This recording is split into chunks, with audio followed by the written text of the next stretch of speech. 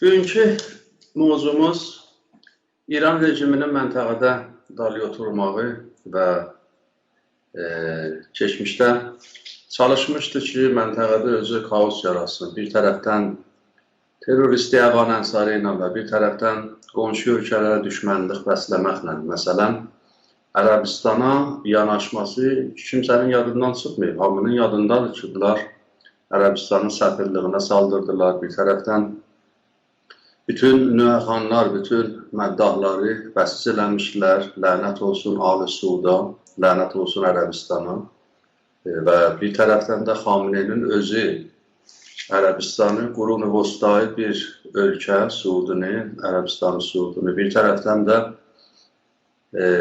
Amerikalıları qınaydı, təqribən 8-9 il bundan qabaq. Amerikalıları qınaydı, dedi, sizin nə işiniz var gedirsiniz, oturuyorsunuz qurun-u vüstayı bir ölkə ilə, yəni çox belə mütəhəccir bir ölkə ilə oturuyorsunuz. Və bu bir alnınızda bir nəng dağı kimin qalacaqdır. Belə bir ifadələr və bu ki, Ərəbistan geri qalmış bir ölkədir və düşməndir. Bir tərəfdən də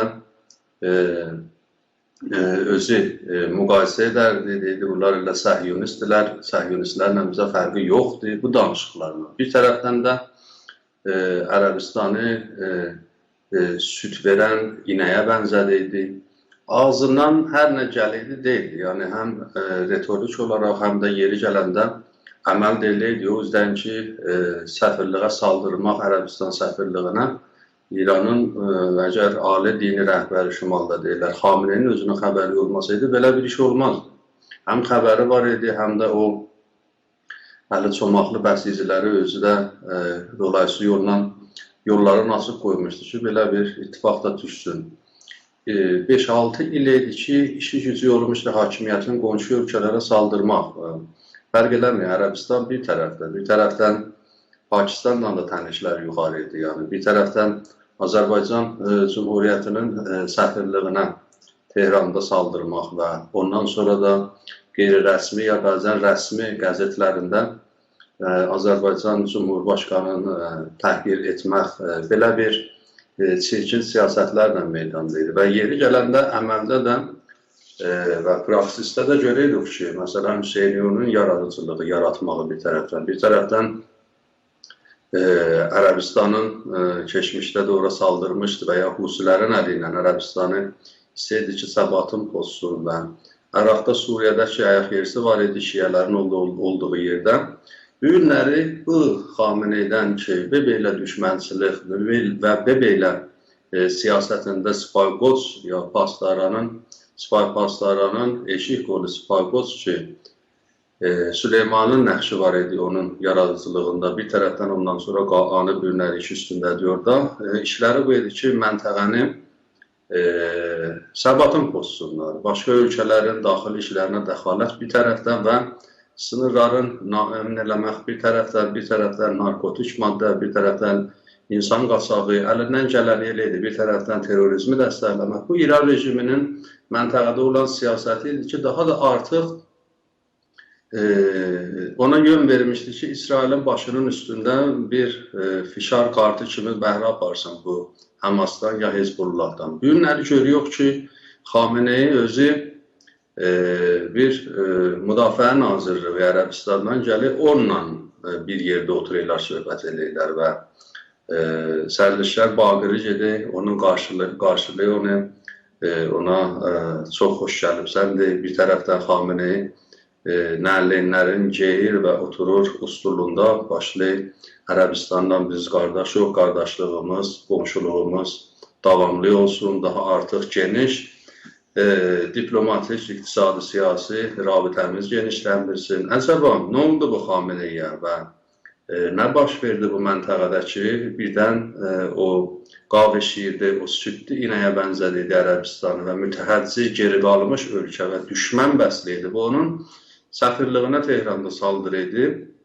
Birdən oldu qardaş ölkə, dost ölkə və Xameneyi hələ bir xarici ölkənin bir bakanı ya bir vəziri ilə görüşməz. Yəni o səthi diplomatikdə ora yenməz. Amma ki o bir məktub gətirmişdi və Ərəbistanın kralının, padişahının məktubu idi, Xameneyə verdi.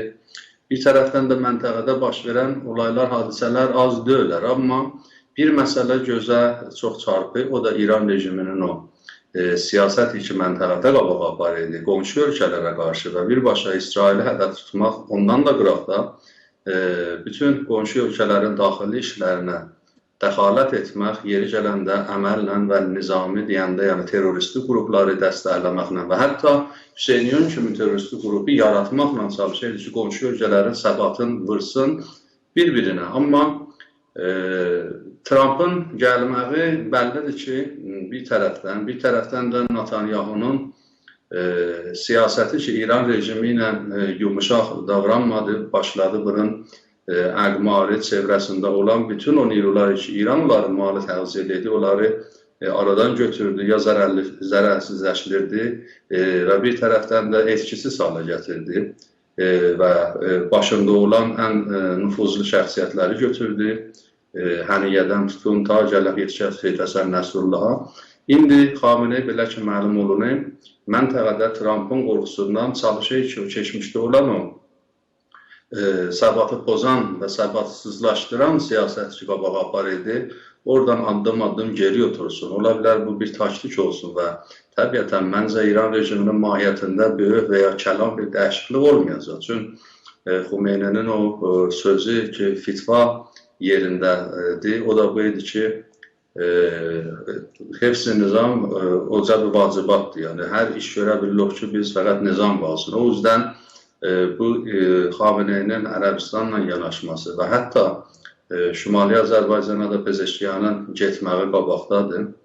Təqribən 10 gündən sonra böyük bir heyətlə gedəcək ora. 4 ustanın ustandarları ilə bilməyəm indi şayət də ola bilər. Bir tədad 120 nəfərə yaxın da deyiblər ki, sərmaydardan ya otaq bazarqanı deyirlər. Bazarqanı otaqlarından bir tədad şəxsiyyətlərlə gedəcəkdir və Azərbaycana da dostluq, barış qəyamı aparmalıdır və belə ki, zərarətdə ruznamələrdə, qəzetlərdə oxunur və İran sitələrdə yazı maildir ki, orada müsbət bir baxış ortaya qoysun ki, bu günə qədər sözdə olub deyən əməldə İrandan belə bir biz yanaşmanı görməmişik. Necə ki, keçən günlərdə Ermənistanla müştərək nizami manov verdi və Azərbaycan sınırlarında, daha doğrusu deyə bilirik, yaxın olan Güney-Quzey sınırında çalışmışdı ki, orada bir, məsələn, Ermənistanla da bir güc göstəricisi olaraq orada bir nümayiş olsun, bir manevr olsun. Amma ki,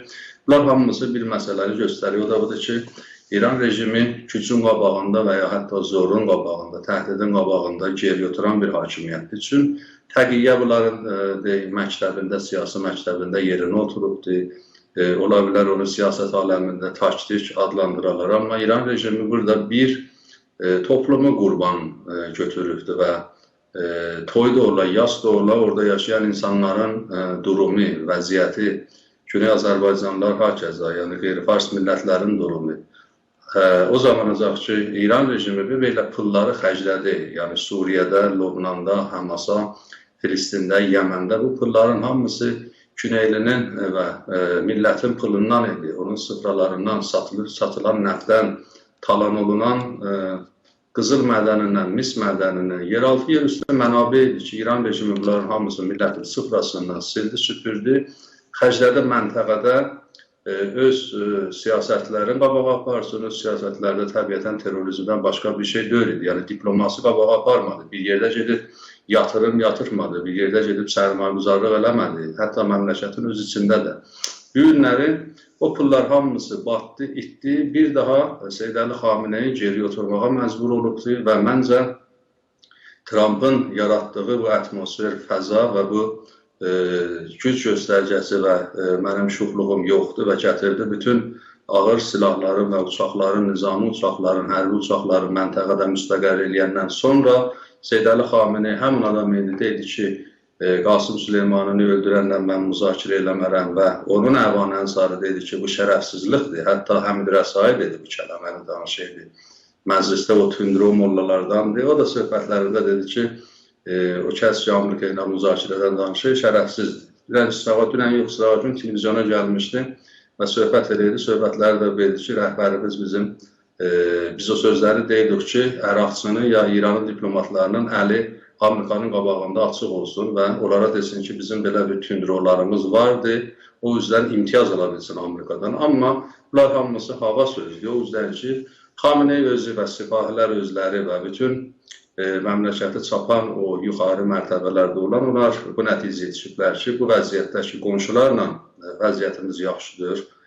Düşmənçilik eləmişik, incitmişik, təxrib eləmişik, təhdid eləmişik. Bir tərəfdən də Amerika, həm məntəqə, həm də Amerikanın burada olmağı və Netanyahunun iş üstündə olmağı bizi ağır duruma qoya bilər. O yüzdendir ki, geri oturmaq və diz çökmək başlayıb. Əvvəl Trump'ın qabağındakı müzakirə etməyəcək, müzakirəyə başladılar. Sonra indidəki Ərəbistanla ki, illər boyunca Ərəbistana qarşı təxribat və düşmənçilik bəslədilər. Xoş gördük Cavad bəy, xoş gördük Mehdi bəy. Cavad bəy, mən bir giriş olaraq söhbət elədim. Amma ki, hər bir məsələnin üstündə yenə də söhbət eləməyə çox yer vardı, detayları vardı. O yüzden mikrofon sizdədir. Ərəbistandan deyirsiniz, yola çıxaq başlayaq, yetişərik Azərbaycana və Şimali Azərbaycana Pezeşkiyanın bu heyət təşkil edəcək 4 standart ilə. Oradan hansı yumuşalmaları hətta əqəllə budur sözdə görə biliyor. Buyurun. Çox sağ olun, xoş gördük Məhd bəy, siz də Mehdi bəy də. Buradan Günaz TV-nin izləyicilərini, bütün soydaşlarımızı salamlayıram. Traktorun uğurunu, zəfərini də, bugünkü qazancını da uğurlu olsun, xeyirli olsun. Umud edirəm qəhrəmanlıq tezliklə Azərbaycana gəlsin. Qəhrəmanlar yurduna gəlsin. Əslində, gözəl açıqlamalarla giriş yapdınız siz, Məhbub bəy. Bu günləri mən belə düşünürəm ki, İran rejimi, bu Cumhuri İslami, bu şər qüvvə, inanın bu 46 ilin içində ki, bunlar gəliblər, bunların ən zəiflərin, ən deyərlər, lap belə dibdən batacağı günlərdədirlər, dibə batacağı günlərdədirlər. Mən belə düşünürəm ki, yəni bunu Pezeşkiyan da, bugün İran prezidenti də iqrar elədi, diqqət etsəniz bir neçə ay öncə bəhs danışıqlarında ki, bugünkü İranın durumu, bugünkü Cumhur İslamının durumu 1360-dan 68-ə devam edən İran-İraq savaşından belə daha fərqlidir, daha pis bir durumdadır. Yəni bunu özləri, öz dəyişikləri ilə də bəllidir. Xamenei bugün özləri deyirlər nərmiş-i qəhrəmananə, amma valla bu nərmiş-i qəhrəmananədən çıxıbdır. Məncə daha artıq bu bir çərxişi rəzilanə kimi bir şey olub. Çox rəzil bir durumda qərar tapıbdı Xamenei və o da bunun sonunun, bu rejimin sonunun gəlməsinin göstərgəsidir. Diqqət etsək, baxın, İranın həm iç siyasəti, həm xaricə siyasəti, diplomasisi ki vardı. Bunların hamısı bugün Xameneinin əli ilə tənzim olunmaqdadır. İran bu şər qüvvə, Orta Doğunun bu şər qüvvəsi, bugün orada İran adlanan ölkədə sözdə bir çoxlu yurdların işğalçısı bu rejim. Əslində, iki siyasətlə məncə önə çıxmaqdadır, gündəmdə tutmaqdaydı özünü və bunun bugünə qədər də sürdürüb. Baxın, birincisi biz baxdığımızda İranın öz içindən analiz etməmiz lazımdır. Bugün o coğrafiyadan analiz etməmiz lazımdır. Hangi bir durumdadır? Məncə bugün İran şəhri siyasəti, o panfarsisti, rasisti siyasətin deyərlər, göstərgəsində hərəkət etməsi sonucunda bugün artıq İran məşruiyyətin orada millətlərin arasında itirmiş vəziyyətdədir. Ancaq bugün daha çox bərbad bir vəziyyətdədir. Məşruiyyəti siz boş verin, oradakı millətlər artıq buna ki məşruiyyət vermirlər ki, zaten biz bilirik ki, bu rejim məşruiyyətində demokratik bir rejim olmadığı üçün, demokratik bir cumhuriyyət olmadığı üçün bu məşruiyyətin də özləri deyir ki, Allahdan alırıq. Xamenei deyir ki, Allah mənim dilimdən dilindən təlavət eləyir və danışır. Ancaq o məşruiyyət bəhsi gəldiyimizdə bu günə qədər o qədər də mənimsəməsəydi oradakı millətlər, ayaq altına haqları sərilən millətlər, bu gün artıq bu rejimi, bu işğalçı rejimi öz millətlərinə və öz yurdlarına bir işğalçı qüvvə kimi və işğalçı bir düşmən kimi görürlər. Bunu biz unutmamamız lazımdır. Bu bəllidir ki, indi baxın ekonomik vəziyyət hangi səviyyədədir, azadlıq, insan haqları, nə bilim, demokrasinin bütün ilkələri ki, haqq və hüquqlarla istər doğa olsun, istər insan haqları olsun, bunların hamısına biz gəldiyimizdə orada bütün haqlar tapdalanmaqdadır. Və bunları hamısı orada iliklərinə qədər insanların işləmiş bir vəziyyətdədir. Bu gün Cumhur İslamının heç bir mənimsənməsi yoxdur. Hətta öz içlərində belə eləyə bilmirlər bu ekonomik olaraq əlləri də boşa çıxıbdır. O artıq o qaçaq yolları da kəsilməkdədir. Bu vəziyyət səbəb olubdur ki, Cumhuriyyə İslamının bugün Xamneyinin əli boşa çıxıb və öz aralarında da bu çatlaqlar düşüb və bu çatlaqlar da günü-gündən sipahın içində, dövlətin içində, nizamın deyərlər, ərkanının içində bunlar genişlənməkdədir.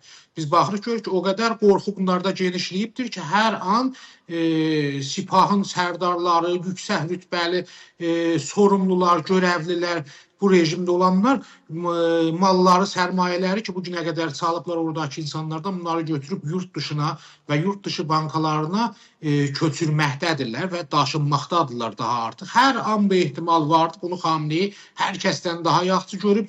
Bunu onun istihbarat sistemi, bugünkü Vizarət İttilahat daha yaxşı hiss eləyib. Bunu oradakı araşdırma mərkəzləri ki vardılar, Xamneyinin əli altı işləyirlər. Bunların hamısının güzarişlərini məncə veriblər və bunlar bu qorxunu artıq hiss ediblər. Getmək zamanı gəlibdir bu rejim üçün. Bunu içəridə bildikləri üçün indi eşiyə gələk. Bilirsiniz ki, bu içəridəki siyasətlərin yanında eşikdəki diplomasını da Xameneyi tənzim eləyər hər zaman orada. Və eşikdəki diplomasisi, baxın, İran rejimi bu 46 ilin içində, bundan öncəki də elə bundan bərbad idi. Şah rejimini biz bilirik, Pəhləvi rejimi bundan daha da bərbad bir vəziyyətdə idi. Ancaq indi bunu bərrəs etdiyimizdə, bunu araşdırdığımızda Xameneyinin bu sistemi, Cumhur İslamının bu sisteminin diplomasisi, xarici siyasəti nə əsasda qurulur? Sözdə özünü İslam dünyası adlanır, Ümmət-i İslam deyir. Bu Ümmət-i İslamın sərkərdəsi və lideri olaraq Xameneyi özünü təqdim eləməkdədir. Ancaq bu sərkərdəliyi nə ilə önə sürdürürdü? Bilirsinizmi? Sərkərdəliyi siz də qəşəng vurguladınız. Bütün şərq qüvvələri ki, bu günləri bölgəmizdə və Orta Doğuda və hətta Qafqazın öz içində bu şərq qüvvələr vardı. Bunların hamısını istər müstəqim olaraq maddi mənəvi dəstək verib, istər müstəqim olaraq əslən özü qurub, özü qurmazsa belə onlarla zaman-zaman yandaşlıq eləyib. Örneğin, baxın Türkiyəyə məsələ gəldiyimizdə Türkiyədə PKK-ya verdiyi dəstələr və hətta bugünkü o barış gedir salını, bugün onu əngəl törətməyə bir para çalışıqları vardır İranın. Zaman-zaman bunları bəslədiyi, bu terror çətələrini böyütdüyü, terror çətəsini Türkiyəyə, Türk dövləti və millətinin varlığına qarşı kullandığını hər zaman görmüşük. Bunu Türkiyə dövləti də deyib, sorumluları da deyib, İran rejimində çoxlu zaman onlarla oturub qalxdıqlarından fotoğraflar və rəsimlər çıxıbdır eşiyə. Çoxlu sənədlər vardı ki, Azərbaycan millətdə bunu yaxın zamanlarda və geçmiş zamanlarda da görüblər. Əraqa baxdığımızda, baxın, Əraqda da aynı orada iqlimək dediyimizdə PKK və PKK yandaşların bəsləməkdə, bu birisi tərəfə gəldiyində o proksi qüvvələri, məsələ, örneğin Həşd Şəbi kimin bir qrupu. Baxın, indi dediyim, Türkiyədə PKK yox olmağa doğru gedir. Əraqa gəldiyimizdə Əraqda Həşd Şəbi artıq silahsızlaşdırmaya doğru gedir. Suriyədə bilirsiniz ki, ən böyük terror dövlətlərindən biri olan Bəşşar Əsəd rejiminə dəstək verirdi. Bəşşar Əsəd rejimi də daha artıq ortadan qalxdı. Yəni İranın bu şərq qüvvələri getdiyinə. Yəməndə bilirsiniz Husilərə dəstək verirdi. Husiləri ən son zamanlarda Trump gəldiyindən sonra Amerikanın artıq ordusu, silahlı qüvvələri saldırı uçaqları ilə oranı bombardman etmələrlə daha artıq o gücünü itirməkdədir və bunların özləri də bugün yarın bu silahları buraxacaqdılar. Filistinə gəldiyimizdə, Filistində bilirsiniz Hamas idi. Lübnana gəldiyində Hizbullah idi. Bunlar da bugünkü durumu məlumdur. Bunların hamısının sərkərdələri yenə etkisiz hala gətirildikdən sonra bunlar da yenə İranın o nüfuzunu qoruya bilmirlər. İranın çirkin niyyətlərini o bölgələrdə yaya bilmirlər və yerinə yetişdirə bilmirlər. Azərbaycana gəldiyimizdə, Azərbaycana qarşı bilirsiniz, siz də işarə etdiniz, Hüseyniyunu bəsləməyə çalışdı terörist Süleymanın vasitəsilə. Bunu zaman zaman eğitdilər, zaman zaman gətirdilər. Qumda onlara tümənlə maaş vermədilər. Bunu millətimiz bilməsi lazımdır. Onların maaşları belə dolar üzərindən verirdi.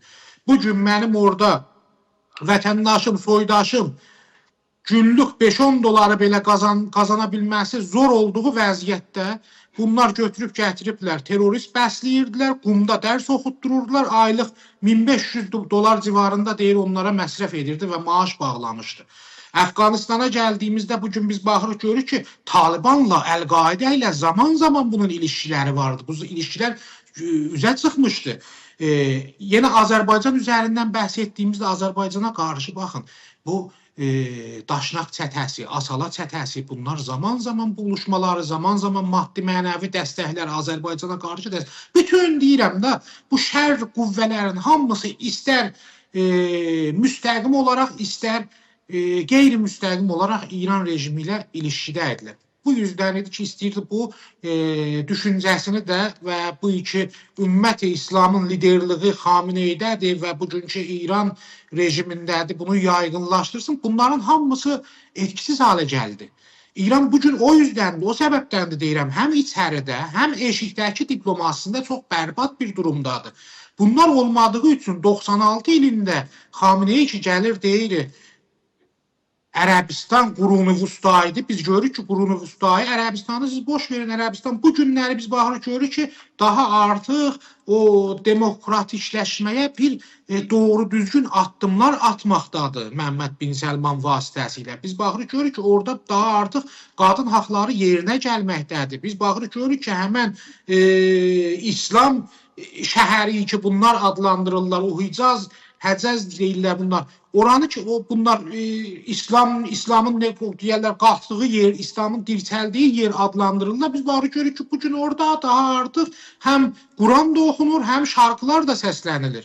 Yani o doğru düzgün addımların atılmağını biz görürük. Xameneyi ki zaman oranı qurunu vüstayı adlandırırdı, zaman Ərəbistana saldırırdı, zaman onlarla müzakirəyə oturanları axmaq xitab eləyirdi. Bugün biz baxırıq görürük ki, özü o qədər o rəzilanə deyərlər çərxişin içinə məhv olubdur ki, artıq özü Ərəbistanın nazirlərini qəbul eləyir və onlarla bərabər müzakirə edir. Xarici siyasətində biz baxırıq görürük ki, o qədər yenə pis bir durumdadır. Bunu zaman deyilmişdi. Ancaq bugün daha artıq açıq və aydın bir vəziyyətdə. Bunların xarici siyasətlərini tənzim eləyən, yazan və diktə eləyən, bunlara o dəsturları verən biz görürük ki, Putindir. Bugün Xameneyi Ummandan çıxıb Romada gedib danışıq aparacaqdır Amerika ilə, ancaq onun dəsturunu İrana kim verəcəkdir? Rusiya Putin gələ onun imzasını verə, o izni verə ki, bunlar gedələr danışalar. Bu, bunun xarici siyasətində də nə qədər öz ayaqlarının üstündə dura bilmədiyinin göstərgəsidir. Yəni zaman hər şeyi, düzlükləri deyərlər bunların pambıq olubdur və əriməyə doğru getməkdədir. Azərbaycana bilirsiniz, Pezeşkiyan gəldiyindən sonra bizim intizarımız vardır ki, Pezeşkiyan səfərlərindən ki, tərtib verəcəkdir. İlk səfərlərindən Türkiyə və Azərbaycana getməyini düşünürdük. Yəni belə də olması lazımdır. Gərəkən də buydu. Çünki Pezeşkiyan Güney Azərbaycanda, özəlliklə Güney Azərbaycan Türk milləti və bugün İranda əsir olan başqa türklər, türkmənlər, qaşqaylar və digərləri, hətta deməli Bəluçlar və Əl-Əhvaz ərəblərinin oyları ilə bu gün oturdu o masada. Deyərlər səndəlin üstündə. O masanı o curusu təhvil ala bilib. Ancaq görürük ki, İran şəhri güclər buna bu izni vermədi. Bu gün Pezeşkiyan neçə aylardan sonra İranın, Xameneyinin siyasətləri daha artıq Xameneyə belə deyilibdir ki, belə diktə olunubdur ki, sən daha artıq Amerika ilə barışa getdiyində bir para şeyləri qırağa qoyman lazımdır. Artıq sən o deyərlər güc mövzəsindən gedə bilməzsən o müzakirələr. Sən o çirkin güclü qüvvələrini itirmiş vəziyyətdəsən. Sən qonşularını da razı salmaq peşində olman lazımdır. Bu tərəfdən Ərəbistanı qəbul edir. Digər tərəfdən Pezeşkiyan bilirsiniz, Pezeşkiyan yaxın günlərdə səfər edəcəkdir Azərbaycana. Azərbaycan prezidenti Sayın İlham Əliyevlə görüşləri olacaq bildiyim qədər. Bunun yanında Azərbaycan əyalətlərinin valiləri də Azərbaycan Cumhuriyyətinə gedəcəklər, yəni Güney Azərbaycan əyalətlərinin valiləri də Pezeşkiyanın yanında gedəcəklər və mən belə baxırdım xəbərlərdə ki, ən azı 110 Azərbaycan iş adamı, yəni yatırımcısı, sərmayəsi, pulu olanları da bu səfərdə Pezeşkiyanın yanında iştirak edəcəklər. Umud edirəm ki, ən azından Azərbaycan üçün bu bir doğru, Güney Azərbaycan üçün bu bir doğru, düzgün bir addım ola bilsin. Çünki bu günə qədər çalışdılar, qapıları baxın, birə-bir sınırları bağlatdırmağa çalışdılar İran rejimi. Biz bugün baxırıq ki, Azərbaycanla olan sınırları Güney Azərbaycanın bağlı bir vəziyyətdədir. Artıq işləv bir durumda deyil. İşlək bir durumda deyil və bu qapıların açılması umud edirəm ardıca Azərbaycandan yatırımcıların hər iki tərəfdə iştirak etmələri, ilişkilərin daha genişlənməsi, biraz da millətimizin daha artıq bu ekonomik fəlakətdən çıxışına bir nədən olacaqdır. Umud edirəm əlbəttə. Bunlar qəti olaraq deyil. İndi deyirəm, Xameneyinin dəsturatı ilə Pezeşkiyanda gedir. Öz izini və öz iradəsindən asılı deyil. Xameneyə də bəllidir. Dedik ki, Putin və Çin o dəsturları diktə elətdirir. Bugün durum bundan ibarətdir.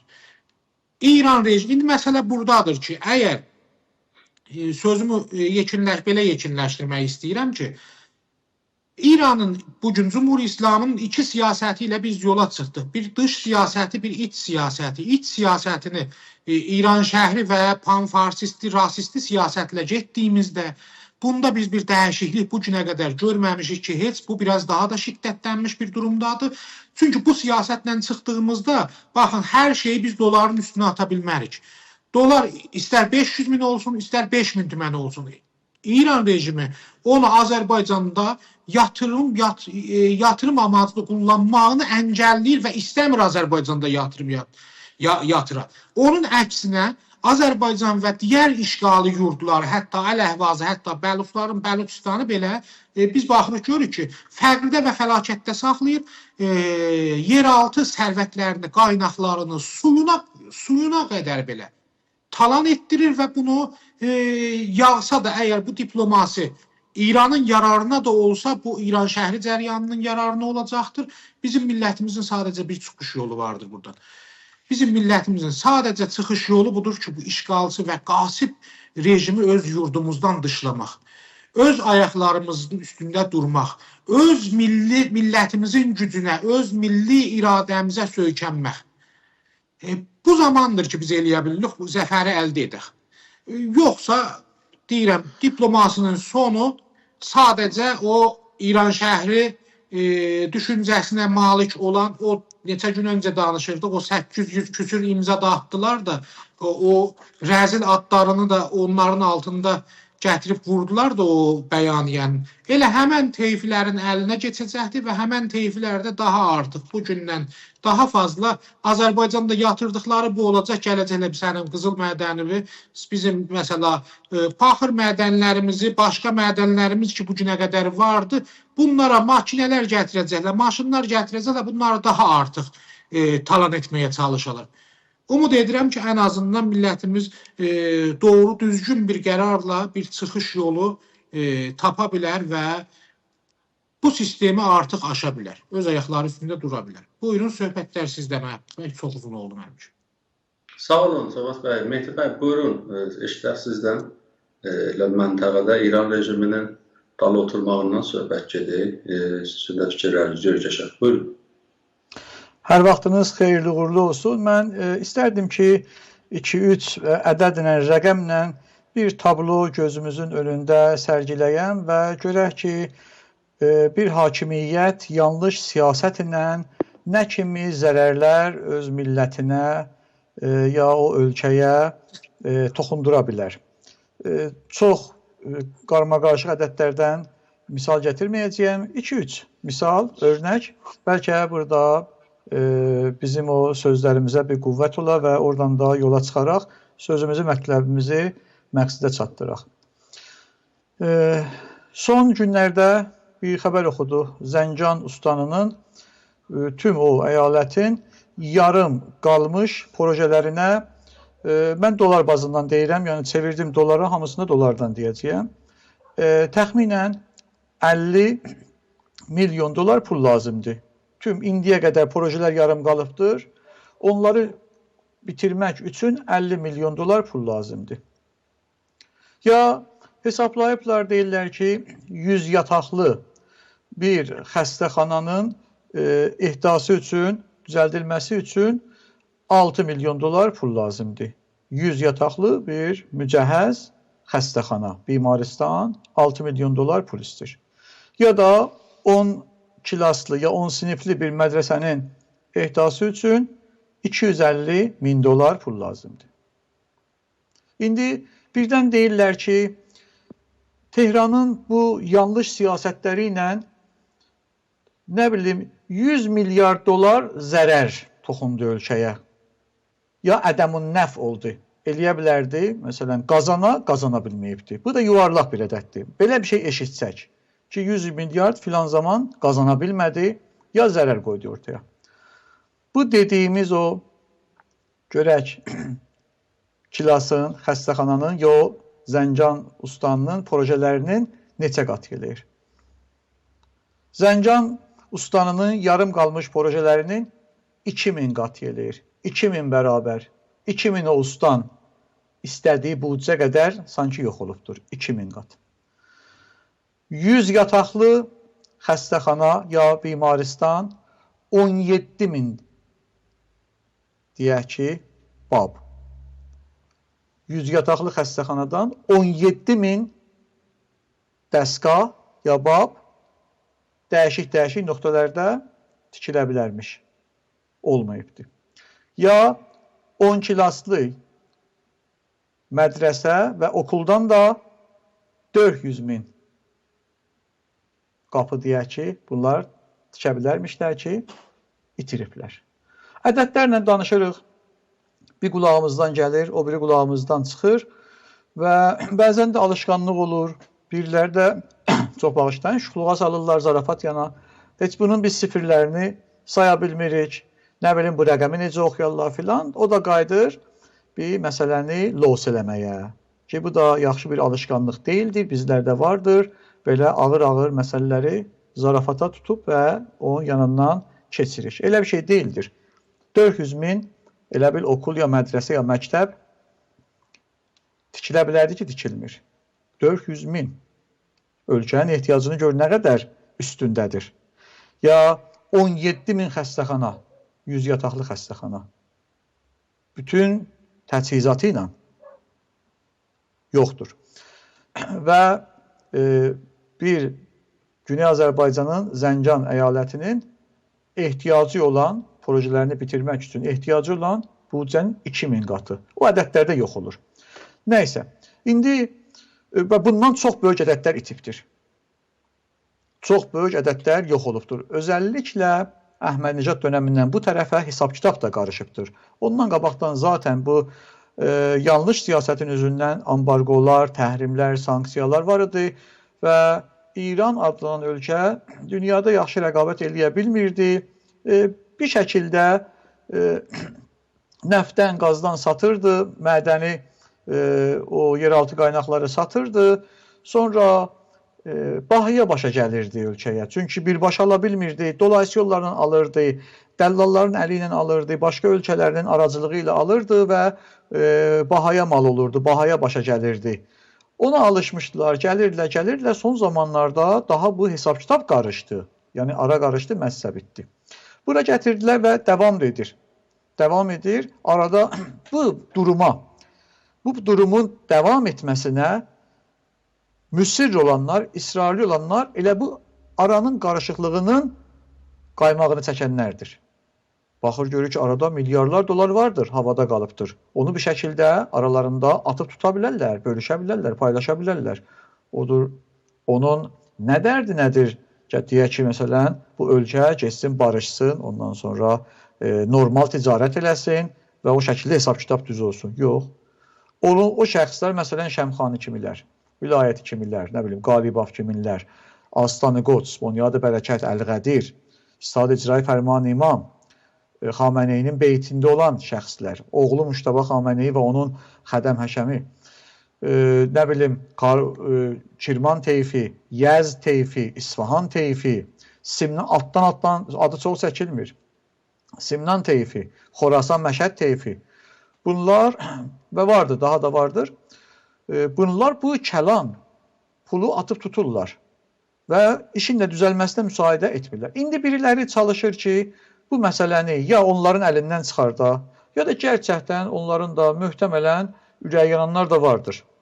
Məsələn, bu şəxslərin içərisində İranın indiki Cumhurbaşqanına bir qara yaxılmayıbdır. Deyirlər ki, bu şəxs salamatdır iqtisadi mənada, mali mənada, mali yöndə cəhətdə. Hələ buna bir qara yaxa bilməyiblər. Möhtəmələn bu çalışır, bu tipdə insan və buna tay fikirdaşları ki,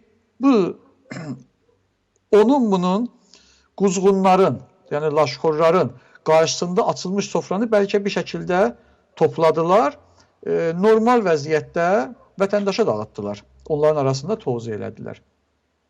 Odur ki, bunlar çalışırlar, xarici, hələ deyək, düşmənlərdən ziyadə içəridəki bu quzğunların əlindən millətin yaxasını qurtarsınlar.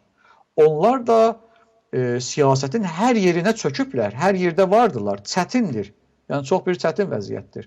Amma kimi zamanlar görürsünüz ki, içəridə olan enerjilər bəzən məcbur qalırlar, daha bundan artıq çökməsin deyə, məcbur qalırlar ki, bir yerlərdə bir puan versinlər, ya bir imtiyazlara göz yumsunlar. O da içəridə o çəkiş-bərkişlərdən asılıdır. Siz məndən daha yaxşı bilirsiniz ki, bundan qabaqki Cumhurbaşqanı zamanında, rəisin dönəmində, ya ondan qabaqki ruhani dönəmində belə biriləri istəyirdilər ki, bir şəkildə bu siyasi quzğunların əlindən bu imtiyazları, puanları çıxarsınlar, çəksinlər, çıxarsınlar və bir nöqtəyə gətirib çatdırırdılar. Amma orada elə içəridə, İran içərisində alınlarına o möhrün izi, barmaqlarında üzük, saqqal filan, təsbih əllərində onlar icazə vermirdilər. Onlar icazə vermirdilər çünki kəlam burada, pullar əllərindən çıxmış ola bilərdi. Nəysə, belə bir qarğaşa vardır içəridə, yoxsa ölkə əgər topyekün hazır olsaydı, çox rahatcasına oturub anlaşa bilərdilər, imtiyaz verərdilər, imtiyaz alardılar, bir alverə keçərdilər və bir miqdar millət rahat edərdi. Amma içəridə bu çəkiş-bərkişlər çox mane olur. Görürsünüz ki, biriləri istəyir məsələn anlaşa, o biriləri qaçır gedir Rusiyaya, tez muştuluq verir ki, aman günü sən mane ol, zaten Rusiyanın mənafi vardır, Çinin adamları vardır içəridə. Elə bil İran olubdur, casusxana deyəsən. Biriləri Çinə işdir, biriləri Rusiyaya işdir, biriləri nə bilim İsrailə işdir, biriləri Amerikaya işdir, başqa ölkələrə işdirlər və bu əşkara çıxdıqdan sonra da hamısı, yəni bir çoxu elə ona buna işlədiyinə görə də məsələn qəbahəti də aradan qalxıbdır. Odur bizə, yəni adi normal vətəndaşa fərqli bir şeylər bunlar danışırlar, amma dalda da öz aralarında çox bir ağır vəziyyətləri vardır ki, hamısı bir-birindən də ehtiyat edir. Ya görürsünüz ki, Xarici İşlər Nazirliyi gedir, məsələn, filan hansısa ölkə ilə danışa, o tərəfdən BT rəhbərdən başqaları gedib ora zəmbil qoyublar. Yox, biz danışacağıq, sənin haqqın yox danışasan. Bu qədər məsələlər qarışıb dəyib bir-birinə. Amma son zamanda möhtəmələn Amerikanın bu yeni Cumhurbaşqanı o ticarətdə bir miqdar dəyişik bir baxışı olduğuna görə istəyir ki, ağır bir, qalın bir puanı İrandan qoparda. Odur, oradan uçaq daşıyan gəmilərini gətirir, ağır bombardıman uçaqlarını gətirir bölgəyə, bulan xərci var hər halda. Bu ağır vəziyyətdə bölgəyə çökməsi ilə istəyir ki, kəlam bir puan da İrandan qoparda. Yoxsa onun da savaşa filana çox başı ağrımır. İmtiyazını aldığında rahat-rahat bir mərmi atılmadan, güllə atılmadan qayıdıb gedib oturacaq yerində. Amma tutaq ki, məsələn, İran bu hərəkətdən qorxmasaydı, gözü qorxmasaydı, o zaman möhtəmələn bir yerləri onlar vuracaqdılar ya bəzi yerlər şoxumlayacaqdılar ki, İranın bu gözünün otunu alsınlar və ondan sonra yenə puan qoparsınlar. İran da düşündü ki, o zaman həm soğanı yemiş olacaq, həm şallağı yemiş olacaq, həm də ki, o cərməsini vermiş olacaq. Bəlkə istəyir bir tərəqindən bir ağıllılıq eləyə və bu ağıl eləyə və ağılla gələ o bir xəsarət almadan imtiyazlarını verə. Bu şəkildə bu nöqtəyə gəlib çatıblar. Odur ki, dünənə kimi məsələn Ərəbistana, Suudi Ərəbistana o qədər aşağılayıcı ifadələri işlədən şəxs, bu oturur, ən üst düzeydə olan şəxs ki, Xamenei olsun, oturur bir çox da üst düzeydə olmayan biri ilə görüşür orada, onu qəbul edir. Tərəf vəzirdir. İranda da vəzir çoxdur, elə öz barantayı vardır, yəni counterpartı vardır, onunla görüşə bilərdi. Amma gedir oturur da, demək ki, burada mühüm məsələ vardır, ondan bunlar da onu ağırlayırlar, pəzirayırlar və onun mesajını alırlar. Suudi Ərəbistanda möhtəmələn çalışır ki, gələcəkdə Trumpla Pezeşkiyanın arasındakı o olasılıqlı bir görüşü o sağlaya. Deyək ki, məsələn, mən burada ev sahibliyi edirəm, xonaqalıq edirəm burada, gəlin görüşün, bəlkə ona görə də danışırlar. O tərəfdən görürsünüz ki, tez qaçırlar, bir əllərində ot, bir əllərində su, Rusiyaya, orada başqa bir ərbablarıdır, ona bir rapor versinlər ki, nə tər olacaqdır. Belə bir durum vardır. Amma yenə də millətin mənfəəti barışdadır. Yenə inşallah barış olar, o quzğunlar açığa çıxarlar, bəlkə onların biriləri bir önünü kəsə, bir miqdar onlara dur deyələr, duruluq olsa, şəffafiyyət olsa, bir transparensiya olsa, o zaman onlar rahat-rahat da belə millətin qanını şüşəyə tuta bilməzlər. Amma bulanıqlıqdadır ki, onlar bu işlərini görə bilirlər və davam etdirə bilirlər. Hər halda bölgə gəbədir çox böyük olaylara, bu olaylar barışa da sonuclana bilər, içərisindən savaş da çıxa bilər.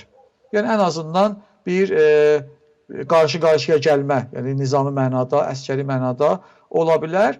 Amma deyəsən ki, İran tərəfindən yavaş-yavaş o əyləcə ya tormuza basanlar olur və möhtəmələn bir danışmağa, anlaşmağa da ciddi bunların addımları olacaqdır. İndi Amerikanın istədiyi puanlar İran onun zəftini ala bilsə, öhdəsindən gələ bilsə, o şəkildə bir barış içərisində anlaşma olar, bir-birinə bir alış-verişlər də ola bilər. Amma qəziyyə heysiyyəti ola və İran öhdəsindən xaric ola, üstəsindən gələ bilməyə, o zamandır ki, çarəsizlikdən bir savaşa da bunlar gedə bilərlər. Amma indi bu dəqiqə danışıq yolu deyəsən açıqdır və o yöndə istiqamətdə hərəkət eləyirlər. Buyurun, söz sizdə. Sağ olun Mehdi bəy. Rusiyaya səfəri oldu Əraqçının.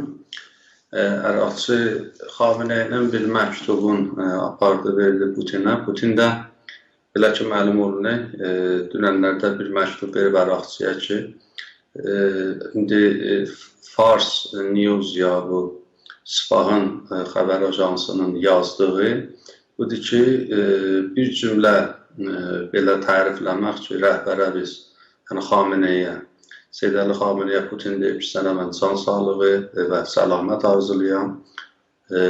Bir də deyibdi ki, mən bu məktubda çox usullu bir Xameneyin cavabına usullu bir cavab vermişəm. İndi usullu cavab onun necə təfsir etmək lazımdır, ya necə onu təfsir, neçə zaviyədən, yöndən ona baxmaq lazımdır ki, usulü nə deməkdir? Usulü bu ola bilər ki, yəni bir vəziyyətdə biz yox, Ukrayna savaşı vardı və mən Trumpın da fişarı vardı ki, mən savaşı bitirəm. Bir tərəfdən Suriyədə olan o payqahan Bəşar Əsədin əlində olanlar, onlardan mənim problemim vardı ki, Bəşar Əsəd aradan götürülübdür. Bir tərəfdən bu mali xəsarət ki, aleyh Rusiya, bu ambargolar və təhrimlər ki, bu sanksiyalar, bu təhrimlər belin sındırır. Yəni Rusiyanın iqtisadiyyatının vəziyyəti yaxşı deyil. Özü bohranda olduğu yerdə və o kaosu yaşadığı yerdə təbiətən bu usulü kələməsi ki, yəni usulü mən bir cavab vermişəm Xameneyə, bu nə ola bilər? Mütməyindən məncə, mən belə təfsir edirəm ki, Xameneyə deyəcək ki, sən bu barışı ya bu hətta bir anlaşmanı ayağına getməlisən, imzalamalısan və deməyəm gülə gəlməlisən. Hətta əvvəldə budur ki, Trump'ın dediklərinə baş əyməlisən. Üçün %100 Vitkov Putinlə görüşəndən sonra getdi. Ondan da İranın Əraqçı ilə görüşdü və İranla müzakirəyə oturdular. Putinlə söhbətlərində təbiətən söhbət fəqət Ukrayna savaşı ola bilməz. Yəni o günün sabahısı ki, Putinlə Vitkov görüşü, onlara gedənəcən Putinə də bilirlər. Putinin yetkisi yuxarıdır və İranın xarici siyasətində Rusiyanın mənafeyi və Putinin şəxsi mənafeyi özü dəxildir o məsələdə. O yüzdəndir ki, %100'dür ki, İranla Amerikanın arasında bu saziş deyək ya, məsələn, bu nüvə zəncirləşdirməsinin 4%-dən aşağı olmağını sən mütləq qəbul etməlisən və çoxlu 3-4 dənə bənd vardı. Zaman olsa mən bilmirəm, bunları oxuya da bilirəm, amma həmvətənlərimiz mütməyindən eşidiblər başqa medialarda ya sosial mediada. Mütməyindən budur, məsələ budur ki, Vitkov Putinlə də danışanda deyibdir ki, İranla sən gərəkdir ki, basqın olsun ki, mən atom bombasına malik olan ya 4,5 ya 5'ə yaxın ya 5,5 ya 6'ya yaxın mən nüvə zəncirləşdirməsi ilə mütləq yoxam. Ya əgər də olsa İran sınırlarından qıraqda olacaq, sonra atom ajansının adamları orada olmalıdır, bazrəslər orada olmalıdır. Muşəş məsələsi vardı, o durbord balistik muşəşləri gərəkdir ki, bunları biz nəzarət altına alaq. Sonra proksi qüvvələr və bu niyabəti qruplar, terroristi qruplarlar ki, Amerikanın mənafeyinə məntəqədə ziyan verirlər. Yəni, Amerikanın istəkləri çoxdur. Amma ən önəmli istəklərdən ki, İran rejimi ortaya qoyubdur, o da budur ki, təhrimlər ortadan götürülsün. Yəni, bu sanksiyalar ki vardır, məsələn, İrana çoxlu şirkətlər vardır ki, alver eləməyə məhdudiyyətləri vardır. Çünki İranla alver eləmək Amerikanın ambargo ya təhrim listəsinə keçmək deməkdir. Banklardır, pul transferidir və başqa bir məsələlər vardır, uzundur. Bu iqtisadi bir məbhəsdir, üstündə çox söhbət eləmək lazımdır ki, dünya ya o deyəkəli cəhanı ki, deyirlər bu globalization deyirlər ya globallaşma deyirlər. Bütün dünyada pul transferidir, şirkətlərdir, yatırımlardır. Bunların hamısında əgər ki, Amerikanın təhrimi olsa, təbiətən işləmək məmulən də dolar vəsi qalibdir bu günləri ərz olaraq, pul olaraq apitunal verirlərdə. İran deyibdir ki, mən bundan böyük ziyan alıyorum və bu təhrimlər götürülsün. Amma məncə Putin naməyə usulü, yəni Xameneyi elə bil bu günə qədər usul bilmirmiş, yəni rəviyyə ya bu diplomatik ya usuldan söhbət edəndə, yəni sən də hakü sala bilməzsən, aynən də sən təhdid edə bilməzsən, sən deyəsən ki, mən barışmıyam, mən mizin altına vuracağım. Sən bu baz ki, ya bu xəraz ki, hər bir şey adını qoya bilər Seyyid Əli Xameneyə. Əgər Trump qayılıqdır ki, bunu sənin nüsxəni yazsın sənə və bunu səndən istəsin, sən istəməlisən. Çünki mən Trumpla başqa məsələnin üstündə bir danışığım vardı və bu danışıq da gərək yerinə otursun üçün Moskva özü də ziyan görür bu günlər. Nə qədər savaş uzanır, yadımdadır ki, bir təhdə təhlilçilər ki, rusofil edilər, bunların söhbətləriyə keçmiş sollar İranda ya elə dünyada, bütün hər tərəfdə bu sol baxışlı var idi, anti-imperialistlər. Bura deyirlər ki, bir ay yox, 3 həftə qutardı, yəni 4 həftə deyirlər bir ay. 3 həftədə deyirlər ki, Putin Ukraynanın işin qutaracaq və işğal eləyəcək və səlam bitdi. Günahın damlısı NATO-nundur. Yəni belə bir baxış var idi. Amma təsəvvür edin, bu savaş nə qədər uzanıbdır və uzandıqca Putin təbiətən iqtisadiyyatına Rusiyanın ziyan dəyir, millətin arasında etimadsızlıq yaranır və Bəşar Əsədin o günə qalmağı bir tərəfdən və ən önəmli faktorlardan da biri budur ki, Türkiyə Cumhuriyyəti məntəqədə və Orta Doğuda və Cənubi Qafqazda eləyə bilibdir ki, Rusiyanın əlaqın deyə bloku toplasın bir yerə və özü gəlsin, meydandarlıq eləsin. Siz təsəvvür edin, keçmişdə məsələn o payqahlar ki var idi, Laziqiyədə, o yanda, bir yanda Mediteraniyə, Moskova nəli çatıydı. Bunları Türkiyə çalışır ki, onları müdiriyyət eləsin yəni məntəqədə. Və bir tərəfdən də Trump'ın yanaşması Türkiyə Cumhuriyyəti ilə bu müadilələrdə, jeopolitik müadilələrdə Türkiyənin əlinin üstün olmağı göstərir. O yüzdendir ki, İran rejimi günləri böyük bir batlağın içindədir. Amma bir-iki cümlədə bu məsələdə dostların biri verilişdən qabaq deyildi. Təbiətən zehnə gələn bir sözdür ki, İran rejimi ki, istiqlaldan söhbət eləydi, siyasi istiqlaldan söhbət eləydi, iqtisadi istiqlaldan söhbət eləydi. Diqqət eləsələr, həmvətənlərimiz görərlər ki, hər bir bohrana dəyəndə, Suriyada əgər bohrana dəydi, əgər Əraqda bohrana dəydi və hətta İranda o yaşıl hərəkatı deyirlər, öz daxilində bohrana dəydi, mudam gedəydi, Putinlə görüşəydi, ya dolayısıyla yolla, ya məktub göndərirdi. Məşvərət almaq, ya birindən məşvərət almaq ölkə arasında, yəni sən dolayısıyla yolla fikir olaraq bağlısan, siyasi xəddiməş olaraq bağlısan. O ki, dedim ki, Xumeyni deydi, mən şərqə bağlılığım yoxdur, orduğa, səhvə ya sosializmə və bir tərəfdən də imperializmə də bağlılığım yoxdur. İran rejimi belə bir rejim deyil ki, iddia edir. Məxsusən Xameneinin özü çox mütəzəlzil bir şəxsiyyətdir. Şayət bir tədad həmvətənlərimiz deyək ki, nə cür ola bilir? Belə bir mütəzəlzil şəxsiyyət 46 ildir eləyə bilibdir ki, məsələn, İranı bu durumda saxlasın və öz istədiğin yerilsin. Amma inanasınız, vaxtı biz 800 milyar dolar nötün pılından fəqət Əhmədinəcad dövründə xərclənməsindən söhbət edirik. Bu az puldur. Yəni, biz bir diktatorlardan söhbət edirik ki, 50 il, 60 il Bəşar Əsədin xandanı ya tayfası, inanasınız, Hezb-i Bəhsdən söhbət eləsə, Hafız Əsəd, Bəşar Əsəd 50 ilə yaxın bunlar hökm sürdülər. Dünyanın hər tərəfində olubdur, Romanısında olubdur, başqa yerlərində, şəhər buluşunda olubdur. İttihat Cəmahiri Şurasının istalını siz özünə de gətirin. Bəs buradadır ki, bu rejimin əlində pul vardı və bu pulla çalışıbdır indiyəcən ki, millətin rifahı yox, millət nə acından ölsün, nə də belə toq qalsın. Amma bir şey başarıb, o pulları eləyə bilibdir ki, istihbazi hozəsini məntəqədə genişləndirsin. Məsələn, o qədər pul xərcləsin terroristi və niyabəti qruplara ki, bunlar eləyə bilsinlər, böyraqlı olsun məntəqədə. Məsələn, Aramcoa, Yəmənin Husiləri 4 dənə raket, 5 dənə raket atmaqla Ərəbistanın sülaləsi, Ərəbistan dövlətçiliyi çökməyəcək. Amma iqtisadiyyata ziyan verir. Ya məsələn, Oman xəlicində onların nəfkeşlərə ya nəft borularına sədəmə vurmaqları, bunlar dünya iqtisadiyyatına ziyan verir, başda olmaqla qərb dünyasına. Deyirlər ki, qədimdən Çibin ya bir Nilsə, suyun içinə düşsə, suyu bunlar eləmir, ya çirkin eləmir, ürək bulandırır. O yüzdəndir ki, İran bu məsələni çox gözəl başarmışdır bu günə qədər. Amma indi Netanyahu'nun o İrana qarşı radikal və yerli siyasəti ki, öz mənafelerini təmin etmək üçün eləyə bildi ki, bunun niyabəti qol-qanatını vursun və teröristləri otursun yerində. Buradadır ki, İran rejimi çox geri oturmaq məcburiyyətindədir. Amma bunu da yadımızdan saxlamayaq ki, həmvətənlərimiz. Doların aşağı yuxarı ya 8.000 gələ aşağı 8.000 gedə yuxarı. Bəs burada dolarla əlan İranın belə böyük bir işi yoxdur.